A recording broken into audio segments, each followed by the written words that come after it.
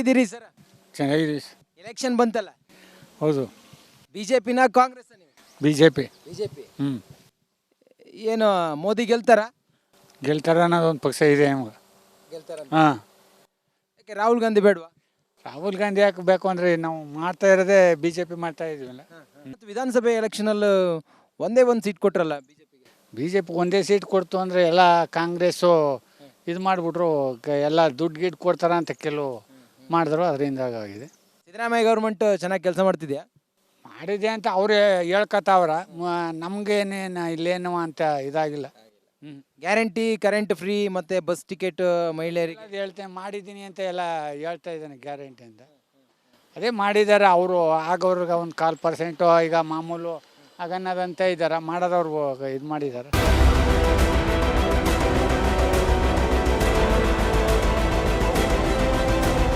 ಲೋಕಸಭೆ election ಲೋಕಸಭೆ ಮಾಮೂಲಿ ನಡೀತಿದೆ sir. Pratap ಸಿಂಹಂಗ್ ಟಿಕೆಟೇ ಕೊಡ್ಲಿಲ್ವಲ್ಲ ಈ ಸಲ? ಮೋಸ ಮಾಡಿದ್ರು ಸರ್, ಮೋಸ ಮಾಡಿದ್ರು ಸರ್. ಕೊಡ್ಬೇಕಿತ್ತ? ಕೊಡಬೇಕಿತ್ತು.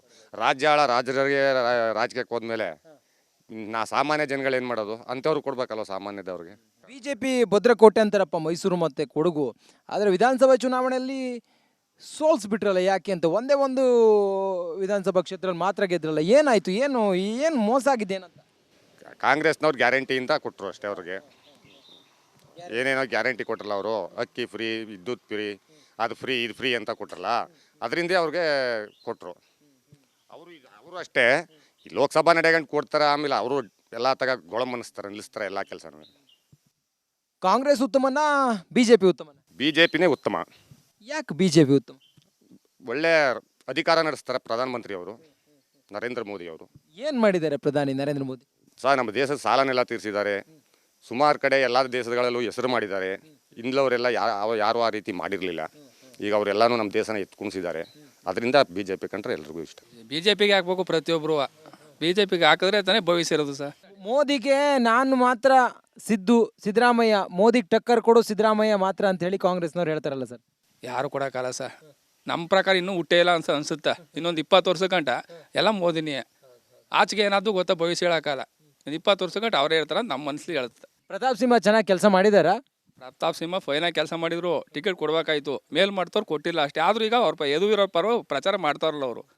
ಯದುವೀರವ್ರು ಅನಾಯಾಸವಾಗಿ ಗೆದ್ದು ಬಿಡ್ತಾರೆ ಹಂಗಾರೆ? ಆರಾಮಾಗಿ ಗೆಲ್ತಾರೆ ಸರ್. ಯಾಕಂದ್ರೆ ಅವ್ರ ತಂದೆನೇ 2 ಸರಿ ಗೆಲ್ಲಕ್ಕೆ ಅವರೇ ಗೆದ್ದಿರಲ್ಲ. ಇವರು ಆಮೇಲೆ JDS ಇದು 2 ಜೊತೆನೇ ಇದೆಯಲ್ಲ. ಈಗ ಮೊದಲು ಸಿಂಗಲ್ ಆಗಿದ್ದಲ್ಲೇ ಗೆದ್ದಿರು, ಈಗ ಮೈತ್ರಿ ಇದೆಯಲ್ಲ, ಅದರಿಂದ ಆರಾಮಾಗಿ ಗೆಲ್ತಾರೆ. ತಾವೇನು ಹೇಳ್ತೀರಿ, ಬಿಜೆಪಿಯ ಕಾಂಗ್ರೆಸ್ ಈ ಸಲ ಮೈಸೂರು? ನಂಗೆ ಮೈಸೂರು JDS BJP ಹಿಂಗೆ ಮೈತ್ರಿ ಆಗಿರೋದ್ರಿಂದ ಒಡೆಯರ್ ಗೆಲ್ತಾರೆ ಸರ್. ಅಲ್ಲಿ 2 ಹಿಂಗಲ್ ಆಗಿರೋದ್ರಿಂದ ಅಲ್ಲಿ ಗೆಲ್ತಾರೆ ಸರ್. ಮೈತ್ರಿ ವರ್ಕೌಟ್ ಆಗುತ್ತಾ ರಾಜ್ಯದಲ್ಲಿ? ರಾಜ್ಯದಲ್ಲಿ ಮೈತ್ರಿ ಅದು ಎಲ್ಲೆಲ್ಲಿ ಅವರು ಐಡಿಯಾ ಮಾಡಿ ಹಾಕಿದ್ದಾರೆ, ಅಲ್ಲೆಲ್ಲ